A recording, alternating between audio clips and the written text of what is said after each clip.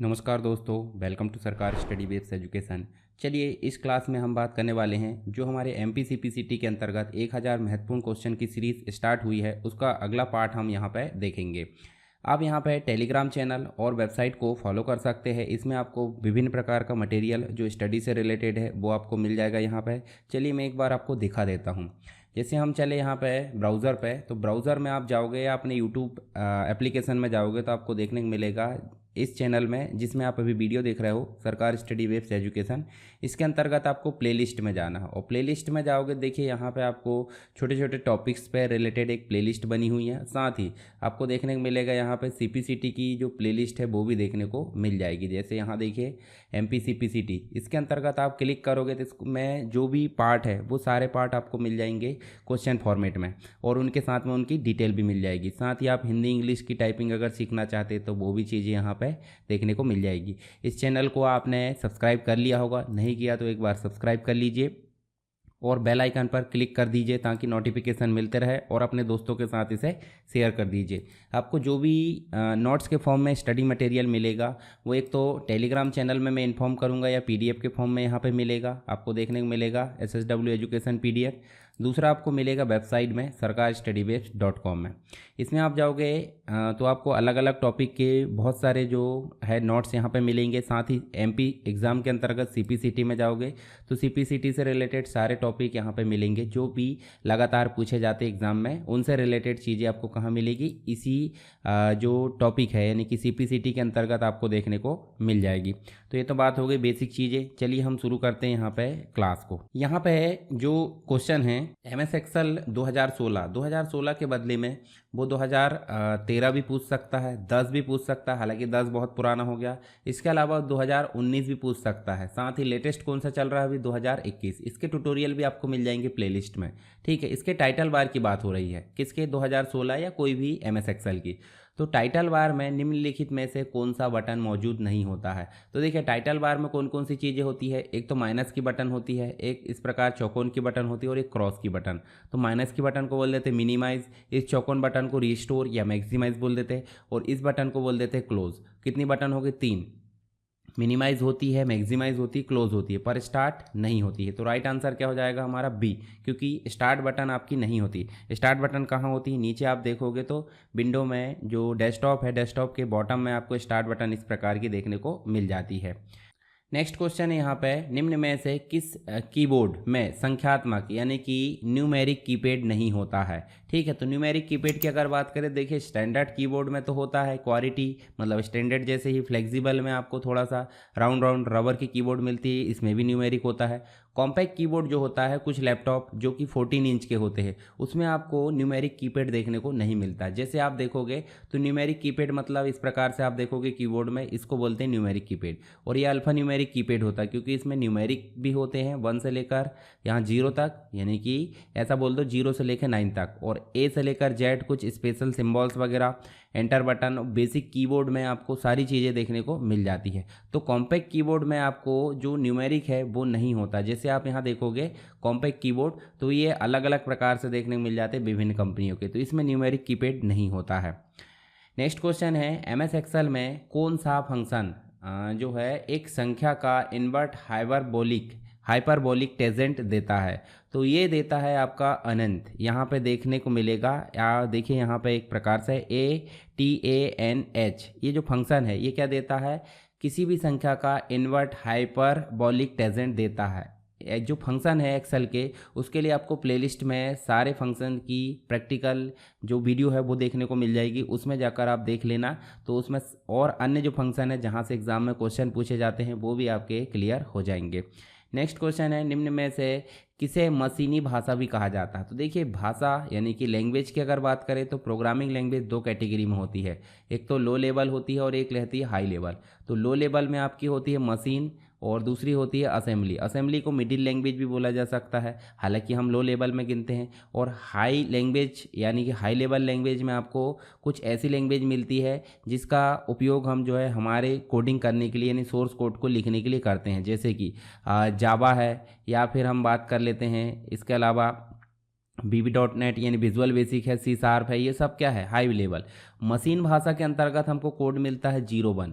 01 मतलब हो जाता है, हम सीधे बोले तो बाइनरी। कैसा हो जाता है, बाइनरी। तो यहाँ पे हाई लेवल तो होगा नहीं, असेंबली भी नहीं होगा, पास्कल भी नहीं होगा, यहाँ पे होगा बाइनरी। तो बाइनरी लैंग्वेज या बाइनरी इन्फॉर्मेशन में लिखे गए जो कोड है वो किस भाषा में लिखे जाते हैं, मशीन भाषा में। और इसी भाषा को कंप्यूटर समझ पाता है। ठीक है, तो ये चीज़ आप समझ जाइए।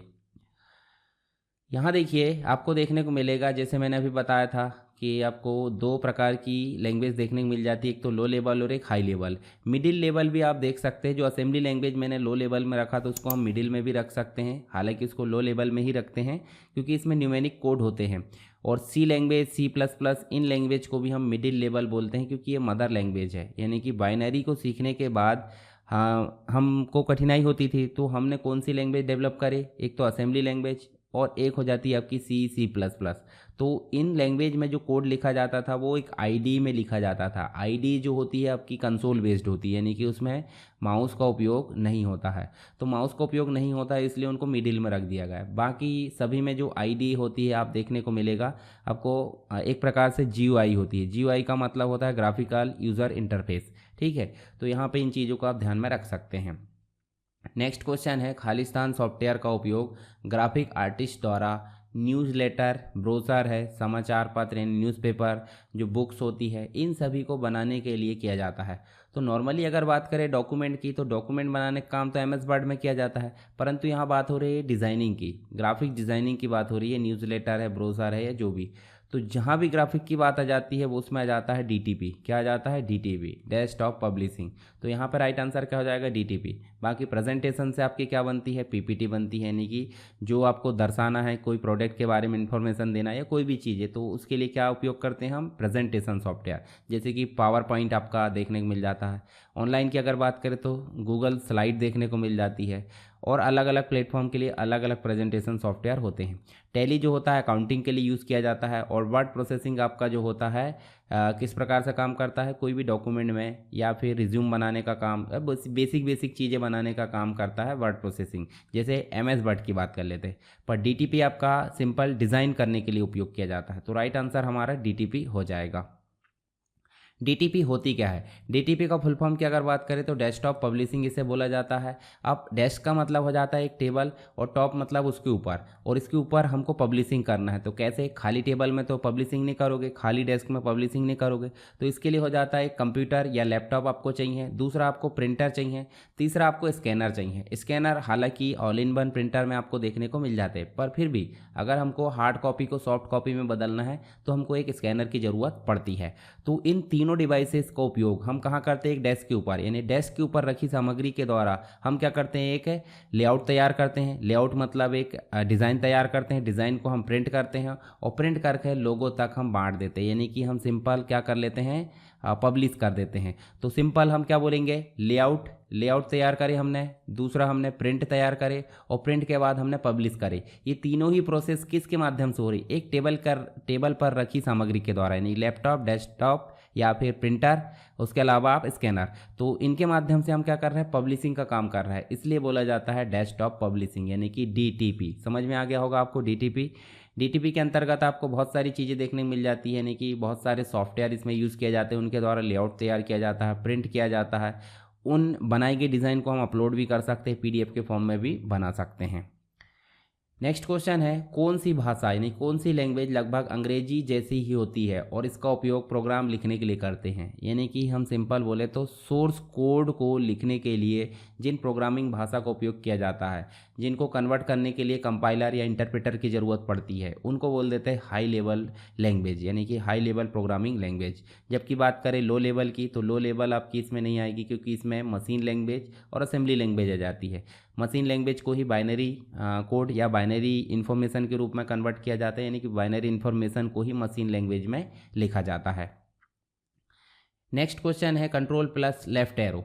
अब जो कीबोर्ड में आप देखोगे तो कीबोर्ड में कंट्रोल एरो की जो होती है वो होती है 4। कितनी होती है, 4। आप देखोगे इस प्रकार से 4 एरो की होती है। तो इनका उपयोग जो कर्सर होता है, कर्सर मतलब एक पतली लाइन जो आपकी मतलब आपके मैटर या पैराग्राफ में देखने को मिल जाती है। तो इसमें एक प्रकार से कहाँ स्थानांतरित होता है, जो कर्सर है कंट्रोल के साथ लेफ्ट एरो हम प्रेस करते हैं तो कहाँ स्थानांतरित होता है। तो देखिए बिगिनिंग में ऑफ द लाइन नहीं, ये होता है आपका होम की से, ठीक है। वन वर्ड लेफ्ट, तो ये देखिए लेफ्ट एरो और कंट्रोल के साथ है, तो वन वर्ड लेफ्ट मतलब ये राइट आंसर है। वन पैराग्राफ अप, ये अप एरो की से होता है कंट्रोल के साथ। वन पैराग्राफ डाउन, ये डाउन एरो की से होता है वन पैराग्राफ, ठीक है। तो यहाँ राइट आंसर क्या हो जाएगा आपका वन वर्ड लेफ्ट। एरो की बात कर लेते हैं कीबोर्ड में। तो एरो की जो होती है नेविगेशन की कहलाती है, कीबोर्ड में नेविगेशन की कहलाती है, जैसे कि अप एरो की, डाउन एरो की, लेफ्ट एरो की और राइट एरो की। इनका उपयोग देख लेते हैं। तो इनका उपयोग अगर सिंपल हम एक एक करके करेंगे तो एक लाइन ऊपर जाएगा इसके माध्यम से, एक लाइन नीचे आएगा डाउन के माध्यम से। और लेफ्ट एरो की का मतलब हो जाता है एक कैरेक्टर लेफ्ट में जाएगा और एक कैरेक्टर राइट में जाएगा। तो ये हो जाते सिंपल। अगर हम यहाँ बात कर लेते किसकी, कंट्रोल की के साथ में, कंट्रोल के साथ अगर इन तीनों चारों में से कोई भी की दबाते हैं, जैसे मान लो लेफ्ट एरो की दबाए तो क्या जाएगा, ये यहाँ कर्सर है तो आपको यहाँ देखने को मिलेगा कंट्रोल के साथ। और अगर हम राइट में दबाएंगे तो कर्सर यहाँ है तो कर्सर यहाँ देखने को मिलेगा, मतलब यहाँ कर्सर है तो एक वर्ड राइट में चला जाएगा। अप एरो की का मतलब हो जाता है कि अगर कर्सर यहाँ है और अगर हम कंट्रोल के साथ इसको दबाते हैं तो कंट्रोल के साथ दबाएंगे तो सीधे एक पैराग्राफ ऊपर चला जाएगा, यानी कि यहाँ है तो यहाँ चला जाएगा एक पैराग्राफ, और डाउन में करेंगे तो एक पैराग्राफ नीचे चला जाएगा। ये होती है कीबोर्ड में एरो की का उपयोग। आई होप आपको समझ में आ गया होगा। विनिर्माण मतलब बनाते समय, बनाने की प्रोसेस के दौरान निम्न में से किस प्रकार की रोम, देखिए रोम जो होती है रीड ओनली मेमोरी कहलाती है, जिसमें बायोस इंस्टॉल होता है, उसको प्रोग्राम किया जाता है। प्रोग्राम मतलब इसमें प्रोग्रामिंग की जाती है, जहां प्रत्येक मेमोरी सेल, जो मेमोरी सेल होते हैं उनकी जो सामग्री या जो भी उनका मटेरियल होता है, फ्यूज़ होता है, एंटी फ्यूज़ जिसे डायोड बोलते हैं, इनके द्वारा लॉक की जाती है और स्थायी रूप से इसको स्टोर किया जाता है। तो देखिए रोम के तो तीन प्रकार होते हैं। एक तो होता है पी रोम, ठीक है, एक होता है ईपी रोम, क्या होता है ईपी रोम, और एक होता है डबल ईपी रोम, ठीक है। तो इनका उपयोग क्यों किया जाता है, जैसे पी रोम की अगर बात करें, प्रोग्रामेबल रीड ओनली मेमोरी, यानी कि एक बार प्रोग्राम कर लिया जाता है तो दोबारा उसको हटाना इम्पॉसिबल है। EPROM erasable programmable read only memory, इसका मतलब इसमें प्रोग्राम तो किया जा सकता है पर कुछ अल्ट्रावायलेट किरणों के माध्यम से इसको हटाया जा सकता है। और एक और होती है electrically erasable programmable read only memory, तो इसका मतलब हो जाता है कि अगर आपको इलेक्ट्रिकली तरंगों के माध्यम से है इसमें प्रोग्राम हटाना है तो हटा सकते हैं और फिर से राइट भी कर सकते हैं। तो ये दोनों तो यहाँ आंसर नहीं होंगे क्योंकि इनमें हटाया जा सक रहा है। बात हो रही है स्थायी की, तो यहाँ पे प्रोग्रामेबल रीड ओनली मेमोरी यहाँ पे राइट आंसर हो जाएगा, यानी कि जब बनाते हैं इस रोम को तो तभी प्रोग्राम कर दिया जाता है बायोस को, ठीक है। तो यहाँ देखिए प्रोग्रामेबल रीड ओनली मेमोरी पहला नंबर का राइट आंसर है, यहाँ आप देख सकते हैं। देखिए बार कोड जो होता है यहाँ पे देखोगे तो बार कोड के पहले 6 अंक, बार कोड का मतलब लाइन लाइन वाला जो कोड होता है, इसमें जो पहचान निर्माता यानी कि जो मैन्युफैक्चरर है, जो बनाने वाला, उसकी पहचान संख्या को दर्शाया जाता है। कहाँ पे, बार कोड के पहले 6 अंक में। तो अगले जो 5 अंक होते हैं वो किस लिए होते हैं, तो आप बार कोड को देखोगे तो बार कोड देखिए आपको पहले जो 5 अंक है यहाँ पे आप देखोगे यहाँ पे 6 अंक मान सकते हैं, जीरो को मिला देता हूँ तो मैन्युफैक्चरिंग नंबर दिखाता है, बीच में आपको सेंटर बार दिखती है। फिर आपको अगले जो 5 अंक है वो क्या दर्शाते हैं, आइटम नंबर, यानी कि जो भी प्रोडक्ट है उसका नंबर। बाकी चेक डिजिट होती है, बाकी ब्लैंक स्पेस आपको देखने को मिलता है इधर राइट साइड में। तो यहाँ आइटम नंबर जो है बी नंबर हमारा राइट आंसर होगा। यहाँ पे निम्न में से कौन सा एक प्रेजेंटेशन अटैक है, प्रेजेंटेशन अटैक मतलब जो हम प्रदर्शित करते हैं उसके लिए एक अटैक होता है, उसे क्या बोलते हैं। जैसे मान लो आपका फिंगरप्रिंट है, फेस है, तो आप प्रेजेंट कर रहे हैं, उसके लिए एक नकली मॉडल तैयार कर लिया जाता है। नकली मॉडल की जहाँ आती है वो कहलाती स्पूफिंग, और जब फेस की या फिंगरप्रिंट की बात आ जाती है तो वो कहलाती बायोमेट्रिक स्पूफिंग। तो राइट आंसर क्या हो जाएगा, बायोमेट्रिक स्पूफिंग। इसके लिए डिटेल में मैंने वीडियो बना कर रखा हूँ, नोट्स भी आपको मिल जाएगी वेबसाइट में, तो आप जाकर देख सकते हैं। तो बायोमेट्रिक स्पूफिंग का मतलब क्या हो जाता है, भाई आपका फिंगरप्रिंट है, फिंगरप्रिंट आपने नमूना मतलब आपका नमूना जो फिंगरप्रिंट का किसी और ने ले लिया और जानकारी का मिसयूज़ कर लिया, यानी कि आपके जो भी बायोमेट्रिक एक प्रकार से पहचान है उसका नकली मॉडल तैयार करना क्या कहलाता है, बायोमेट्रिक स्पूफिंग कहलाता है। फिक्स्ड डिस्क के खराब होने की वजह क्या हो सकती है, तो फिक्स्ड डिस्क के खराब होने की वजह जो हो सकती है, अपर्याप्त रैम यहाँ यहाँ पर CMOS में गलत हार्ड ड्राइव सेटिंग देखने को मिल जाती है। तो अपर्याप्त CD ड्राइव, अपर्याप्त रैम और स्लो प्रोसेसर यहाँ पे नहीं होगा। यहाँ पे क्या होगा, CMOS मतलब हो जाता है जो एक CMOS की सेटिंग आप देख सकते हैं, इसके लिए एक बैटरी भी लगती है, CMOS सेल बोलते हैं, छोटा सा सेल होता है। उसके बारे में मैं विस्तार से आगे पढ़ाऊँगा, अलग एक वीडियो लेकर आ जाऊँगा CMOS के बारे में। तो CMOS में गलत हार्ड ड्राइव की सेटिंग अगर हो जाती है तो क्या हो जाती है, जो फिक्स्ड डिस्क है वो ख़राब हो जाती है। USB के द्वारा किस प्रकार के पैकेट भेजे जाते हैं, तो USB के द्वारा भेजे जाते हैं डेटा। ठीक है, क्या भेजे जाते हैं, डेटा के जो है डेटा प्रकार के जो पैकेट है वो भेजे जाते हैं। ग्राफिक टैबलेट, जिससे कि अभी मैं लिख पा रहा हूँ, ठीक है, इसको और किस नाम से जाना जाता है, तो इसको डिजिटाइजर के नाम से भी जाना जाता है। ठीक है, ग्राफिक टैबलेट क्या होता है, जैसे आपने टच वाले जो टैबलेट है जिस पे आप पेन से लिखते हो, पहले चाइना के बहुत सारे पेन आते थे, तो वो एक प्रकार के ग्राफिक टैबलेट जैसे ही यहाँ पर काम करते थे। 1 GB मतलब 1 गीगाबाइट। ठीक है, सबसे छोटी होती है 0 या 1, दूसरी होती है 4 बिट, तीसरी होती है 8 बिट। 8 बिट मतलब 1 बाइट। ठीक है, और 1024 बाइट अगर मिला दे तो क्या बन जाती है, 1 KB बन जाती है। 1024 KB मिला दे तो क्या बन जाती है, 1 MB बन जाती है। और 1024 अगर क्या मिला दे, MB, तो 1 GB बन जाती है। तो आपको पूछा जा रहा है कि इसमें कितने बाइट होते हैं, तो सिंपल सी बात है, यहाँ पे 1 बाइट मतलब 1, 1024, 2, 3, इन तीनों का गुणा करके जो आंसर आएगा वो आ जाएगा 1 GB के बराबर, क्योंकि 1024 बाइट तो यहाँ दिख रही है आपको। 1024 का फिर गुणा करेंगे तो MB बनेगी, फिर 1024 का गुणा करेंगे तो फिर GB बनेगी। तो यहाँ पर राइट आंसर जो हो जाएगा आपका 10, 73, 74, 18, 24। ठीक है, तो इसका मैं यहाँ पे आंसर भी दिखा देता हूँ आपको। 1 KB मतलब हो जाता है 1024 बाइट, 1 MB मतलब 1024 को 2 बार गुणा करेंगे तो क्या आ जाएगा, 10,48,576 ये आंसर। परंतु 1 GB पूछा था तो 1024 को 3 बार गुणा करेंगे। तो देखिए जो 10,48,576 आया है, इसमें एक बार और क्या करेंगे, 1024 का गुणा करेंगे तो क्या आ जाएगा, 1073 जो आंसर था हमारा वो आ जाएगा। इसके आगे तो ज़्यादा पूछा नहीं जाता, आपको ज़्यादा टेंशन नहीं लेना है। इनमें से कौन सी टच स्क्रीन ग्लास ओवरले से बनी होती है, तो यहाँ पे इसका राइट आंसर हो जाएगा कैपेसिटिव टच स्क्रीन। जैसे आप यहाँ देख पाते हो, देखिए यहाँ पे कैपेसिटिव टच स्क्रीन देखने को मिल रही है, जिसमें आपको देखिए सेंसर जो ट्रेस है वो देखने को मिल जाती है। देखिए यहाँ सेंसर ट्रेस है, लेंस एंड चेसिंग देखने को मिल जाती है, कैसिंग, इसके बाद LCD है। तो ये एक प्रकार की कैपेसिटिव टच स्क्रीन देखने को मिल जाती है और इसी में जो है ग्लास ओवरले से ये बनी होती है। निम्न में से कौन सी फाइल परमिशन विंडोज़ OS में, विंडोज़ OS जिसे हम अभी चला रहे हैं, ठीक है, मैक OS भी देखने को मिल जाता है जो कि एप्पल के डिवाइसेस में देखने को मिल जाता है। इसमें किसी भी फोल्डर की फाइल को, डेटा को केवल कॉपी करने और देखने के लिए यहाँ पे परमिशन होती है। तो देखिए एक होती है राइट की परमिशन जिसमें हम डाटा में चेंजेस कर सकते हैं, और दूसरी होती है रीड की परमिशन जिसमें हम देख सकते हैं या फिर कॉपी कर सकते हैं। तो देखिए राइट की परमिशन तो होगी नहीं, यहाँ पे फोल्डर की सामग्री को लिस्ट करना ये भी नहीं होगा, मॉडिफाई तो राइट में आ जाता है। तो आंसर बचा क्या, रीड। ओनली रीड की परमिशन देंगे तब यहाँ पे फोल्डर को देख सकते हैं और सिर्फ उसको कॉपी कर सकते हैं, राइट नहीं कर सकते हैं।